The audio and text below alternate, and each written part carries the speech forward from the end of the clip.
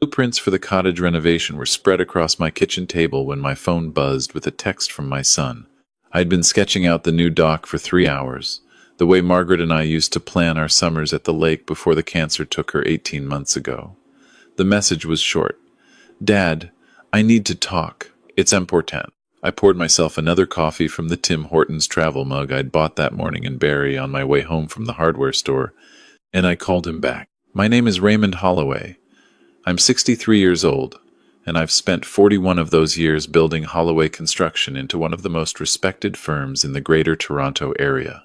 We've put up hospitals in Mississauga, condo towers along the lake shore, and enough custom homes in Oakville and Burlington to fill a small town. My son Daniel is 31, an architect with his own firm, and until that afternoon in October, I would have told you he was the smartest young man I knew. Dad, he said when he picked up, and I could hear the nervous energy in his voice. I met someone. Now, you have to understand something about Daniel.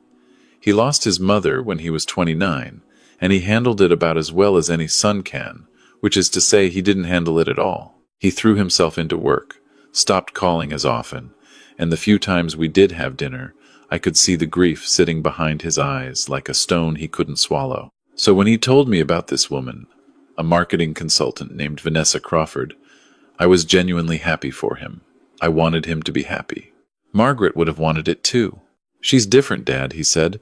I've never felt this way about anyone. I want you to meet her. They'd been dating for 6 weeks. I met Vanessa on a Sunday afternoon at a restaurant on King Street West, the kind of place with exposed brick and mason jar cocktails and a $24 burger. She was 34. Strikingly beautiful in a polished, deliberate way, with auburn hair cut in a sharp bob and a smile she deployed like a business card. She shook my hand with both of hers and told me how much she'd heard about me, and how my son had talked about his father the way some men talk about war heroes. I liked her. God help me, I liked her at first. She asked about the company. She asked about Margaret, which most women her age wouldn't have had the sense to do. She laughed at Daniel's jokes and held his hand on the table and talked about her work with a charity that helped newcomers to Canada find housing. By the time the bill came, I was thinking that maybe, finally, my boy had found someone who deserved him. 3 weeks later, they announced their engagement. I was standing in the kitchen of my house in Oakville, looking out at the backyard where Margaret had planted her perennials, when Daniel told me over the phone that he was going to marry Vanessa in 4 months. 4 months. I didn't say anything for a long moment. I just watched a blue jay land on the bird feeder Margaret had hung from the maple tree the summer before she got sick. Dad, are you there? I'm here, son. I know it's fast. I know what you're thinking. But when you know, you know. Mom always said that about you. He used his mother against me. I don't think he meant to. He was just trying to explain himself. But I heard it, and I felt it in my chest like a small, quiet betrayal. Whatever you need, Daniel, I said. I'm here for you. Always. The engagement dinner was held at my house in Oakville 2 weeks later. Vanessa wore a cream-colored dress that probably cost more than my first truck, and she brought her mother, a woman named Linda who barely spoke and sat in the corner of the living room nursing a glass of Pinot Grigio like it was an anchor. Linda had the tired eyes of a woman who had seen things. I made a note of that and filed it away. It was during dinner that the first crack appeared. Vanessa was asking about the house. Innocent questions at first. When was it built? Had I done the renovations myself? Then, over the main course, she looked around the dining room and said, Raymond, this place must be worth, what, $3 million now? With the market the way it is? Daniel laughed uncomfortably. Vanessa, come on. What? I'm just curious. It's a beautiful home. I smiled and said something polite about Oakville real estate, and I changed the subject to the Leafs and their chances that season. But she came back to it twice more that night, once about the cottage up in Muskoka, once about the company, and whether Daniel was going to take it over one day. Each time she asked with the careful casualness of someone who had rehearsed the question in the mirror. Linda watched her daughter talk. She didn't eat much, and when Vanessa laughed too loudly at one of Daniel's stories, I saw Linda flinch. Just for a second. Just enough. That night, after they left, I sat in my study with a glass of Lagavulin and thought about my Margaret, She used to tell me I was too suspicious of people, that I saw angles where there were only straight lines. But she also used to say that I was rarely wrong, and that was a different thing altogether. I called a man I'd known for 26 years. His name is Gordon Pritchard, and he runs a private investigation firm out of North York. I'd used him twice before, both times for contract disputes, and he was the most thorough, discreet man I'd ever hired. I told him I needed a full background check on Vanessa Crawford, age 34, residing in a condo in Liberty Village. I told him to take his time, but not too much time, because my son was getting married in a little over 3 months. Gordon called me back 11 days later and asked if I could come to his office. I drove up the next morning. Gordon is a heavy-set man in his late 60s who still wears a shirt and tie to work and keeps a framed photo of his retirement from the Toronto Police Service on his desk. He poured me a coffee, sat down across from me, and slid a manila folder across the desk. "Raymond," he said, "you're not going to like this." I opened the folder. Vanessa Crawford was not Vanessa Crawford. Her legal name was Vanessa Renee Boucher, and she had been born in Trois-Rivières, Quebec, 34 years ago. She had changed her name legally at 26 after her second engagement ended in what Gordon described as a civil settlement under a non-disclosure agreement. There had been a third engagement to a 52-year-old dentist in Ottawa, which had also ended in a settlement. There was no marketing consultancy. The charity she claimed to volunteer with had never heard of her. She had $87,000 in credit card debt and a line of credit nearly maxed out against a condo she was renting, not owning. And there was more. Linda Boucher, the quiet mother, had filed for bankruptcy twice. She had also filed a restraining order against her own daughter in 2019, which had been dropped 2 weeks later. Gordon had spoken to a retired neighbor in Trois-Rivières who said that Linda had once told her, over a bottle of wine, that her daughter was not right in the head and never has been. I sat in Gordon's office for a long time. I drank my coffee. I looked at the photos of Vanessa at 24, at 28, at 31, always standing next to a different older man, always smiling the same careful smile. "What do you want to do?" Gordon asked. I told him I needed more. I needed recordings. I needed her in her own words. I needed something my son couldn't argue with. Because I knew Daniel, and I knew that if I walked into his apartment with a folder full of paper, he'd accuse me of being jealous of his happiness. He'd accuse me of trying to replace his mother by controlling his life. I'd seen it in his eyes the last time we had dinner.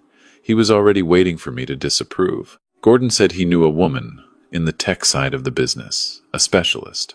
She could help me set something up that was legal in Ontario, given that one party to the conversation, namely me, would be consenting to the recording. I told him to make the call. The next 2 months were the loneliest of my life since Margaret died. I played the part of the supportive father. I went to the engagement party at the Ritz-Carlton downtown, and I gave a speech about how proud I was of my son, and Vanessa cried pretty, measured tears. I paid for the venue at the Langdon Hall Country House Hotel in Cambridge, because that's what she wanted, and I didn't argue about the $180,000 price tag. I smiled for the engagement photos. I let Daniel hug me and tell me he loved me, and I hugged him back, and I did not say a word. Meanwhile, I was recording. At Sunday dinners at my house, I had a small device hidden in the bookshelf, another in the sideboard. I caught Vanessa twice, asking Daniel pointedly about whether I'd written a will and whether the cottage would go to him. I caught her asking him, in a whisper she thought no one could hear, how much the life insurance policy was worth. I caught her complaining to him about his controlling father and suggesting that maybe, after the wedding, it would be healthier if Daniel set some boundaries with me. I also had Gordon's people watching her. She was meeting a man named Marcus Tremblay at a hotel bar in Yorkville, twice a week. Marcus Tremblay was her ex-fiancé, the dentist from Ottawa. The wedding was scheduled for the second Saturday in February at Langdon Hall. 160 guests, a string quartet during the ceremony, filet mignon and pan-seared Arctic char. Vanessa had chosen every detail. 4 days before the wedding, she came to my house alone. Daniel was in Vancouver on a business trip, visiting a client. Vanessa showed up unannounced at 3 in the afternoon, in a camel coat and leather gloves, and told me she needed to talk to me about something delicate. I invited her into the living room. I offered her tea. She declined. She sat on the sofa where Margaret used to sit, and she looked at me with eyes that had gone cold in a way I had not yet seen. "Raymond," she said, "I need you to do something for Daniel and me." "What's that, Vanessa?" "We need a house. Not a starter home. A real house, in Oakville, near you. I've been looking. There's a property on Lakeshore Road that's listed at $2.4 million. I need you to buy it for us as a wedding gift." I didn't say anything. I let the silence stretch. "I know you have the money," she said. "I know you love Daniel. And I know you want grandchildren someday. It would mean the world to him, even if he's too proud to ask." "Vanessa," I said carefully, "a gift like that is a conversation between Daniel and me, not you and me." Her face shifted. The polish came off, just slightly, and I saw for the first time what was underneath. "Raymond, let me be very clear. If you don't buy us that house, I'm going to go to the police. I'm going to tell them that you've been making me uncomfortable, that you touched me, that you came into my bedroom at your cottage last summer and put your hand on my leg. I have text messages I can fabricate.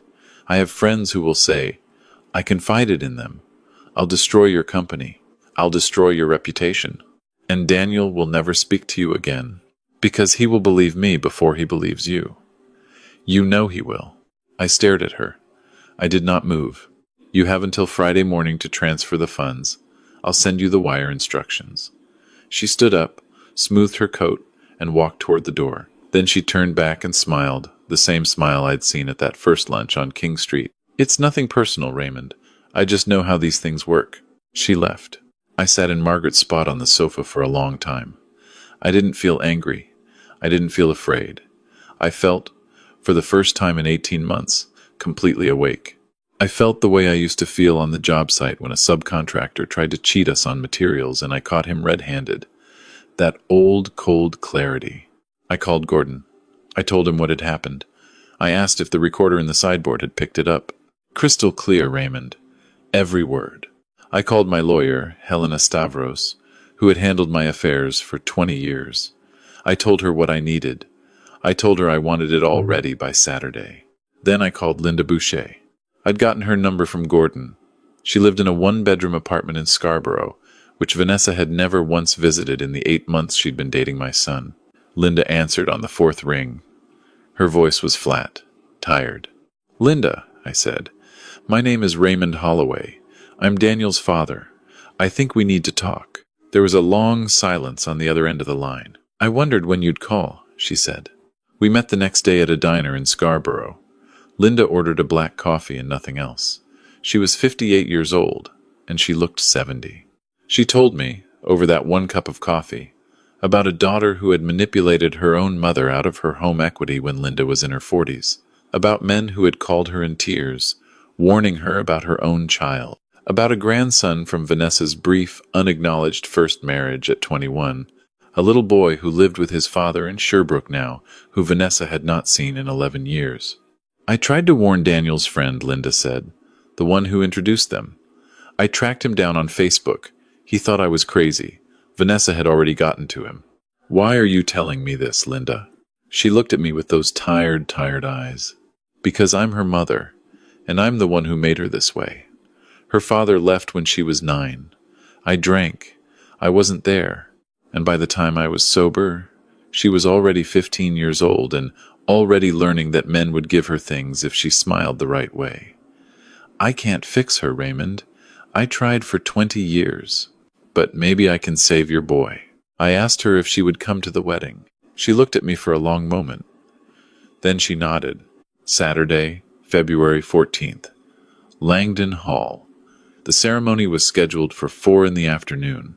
Vanessa had chosen Valentine's Day, of course, because she understood optics, and she understood that a Valentine's Day wedding would make her look like a woman who believed in love. I arrived at 2.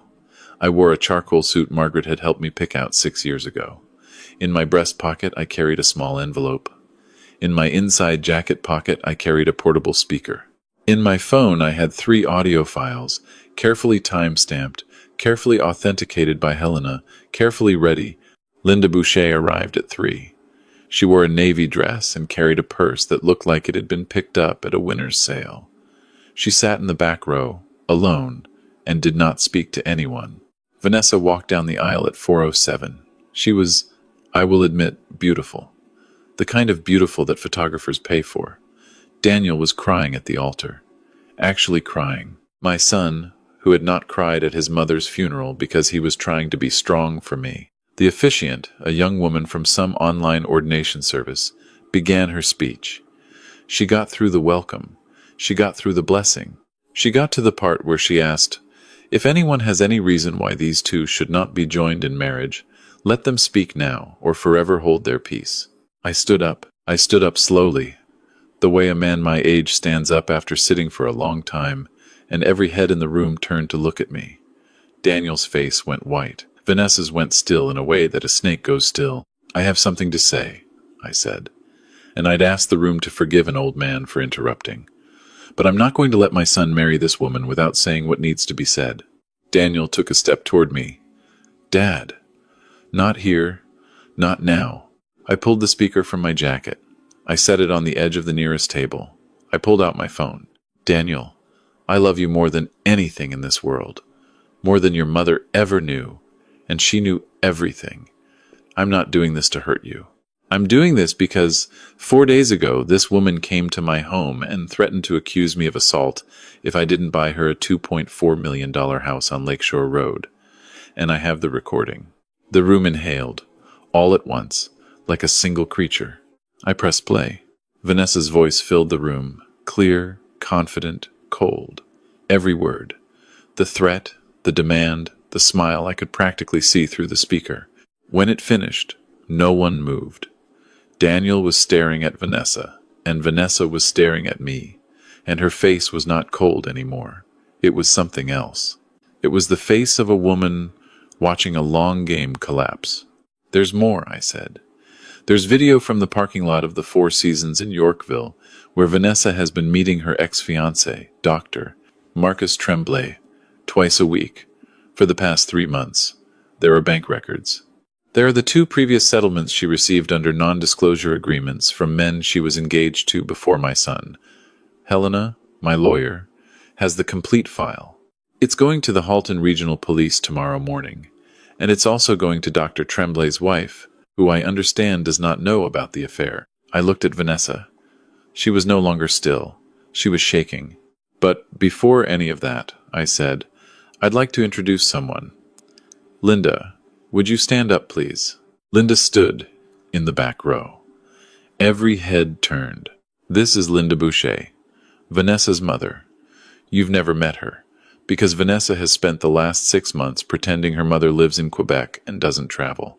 Linda has some things she'd like to say to her daughter, but mostly she came here today to stand with me because she knew what was coming, and she wanted Daniel to know that he is not the first man her daughter has done this to, just the one she almost got away with." Vanessa turned and ran. She ran in her wedding dress, down the aisle, past the guests, out the grand wooden doors of Langdon Hall. 2 officers from the Waterloo Regional Police, who I had arranged to be present with Helena's assistance, were waiting on the front steps. She was detained for the recording.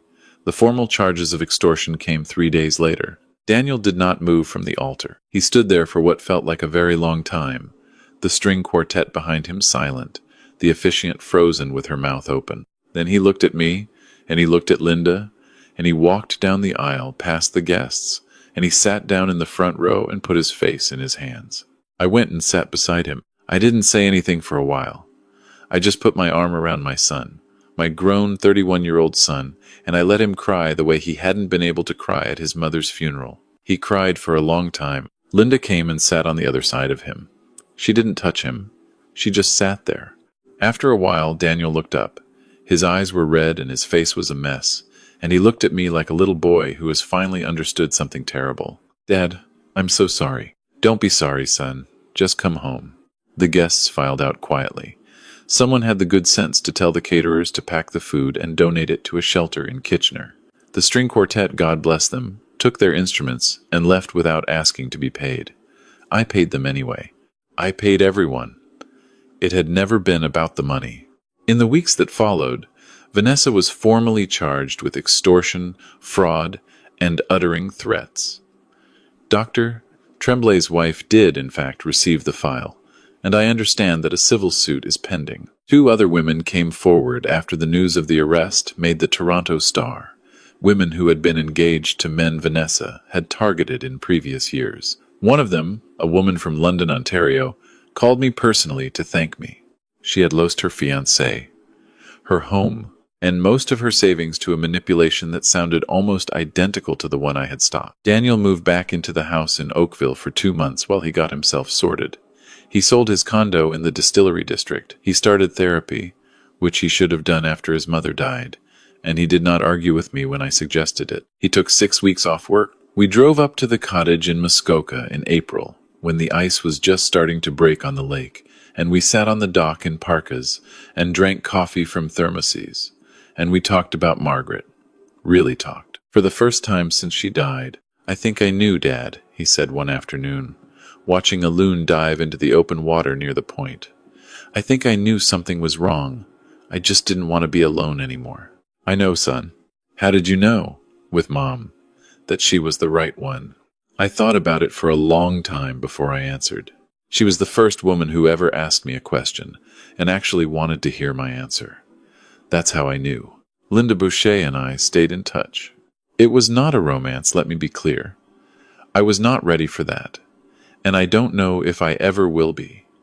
Margaret was my great love, and there's only one of those in a life. But Linda and I met for coffee every few weeks, first at the diner in Scarborough, then at my favorite bakery in Oakville, and eventually we began talking on the phone in the evenings, the way friends do. She had spent her whole life cleaning up her daughter's messes and believing, somewhere deep inside, that she deserved the misery of it. She was beginning, slowly, to believe otherwise. She came for dinner on a Sunday in June. Daniel was there. He had started dating someone new, a school teacher from Guelph named Rachel, who had been his best friend in university, and who had, it turned out, been quietly in love with him for most of a decade. She was exactly what Margaret would have wanted for him. Patient, kind, and utterly uninterested in the cottage, or the company, or anything except him. Linda brought a pie. She had baked it herself, from Margaret's recipe, which I had given her the previous week. It was a sour cherry pie, and it was almost exactly right.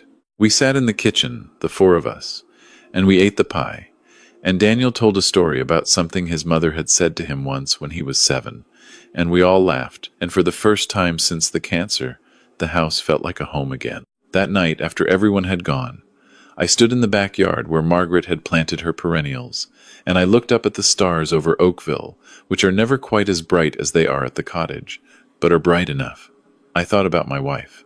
I thought about what she would have said if she had been there at Langdon Hall when I stood up and played the recording. I think she would have said, "Ray, you took long enough." And I think she would have smiled. My son got married the following summer at the cottage in Muskoka to Rachel. It was a small wedding, 30 people. A minister from the town of Bracebridge came out and did the ceremony on the dock. Daniel cried again, but this time I knew exactly why. Linda was there.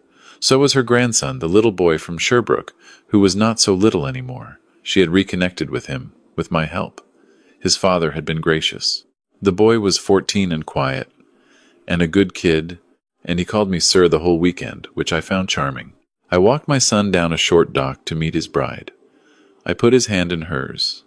I stepped back. Behind us, the lake was still.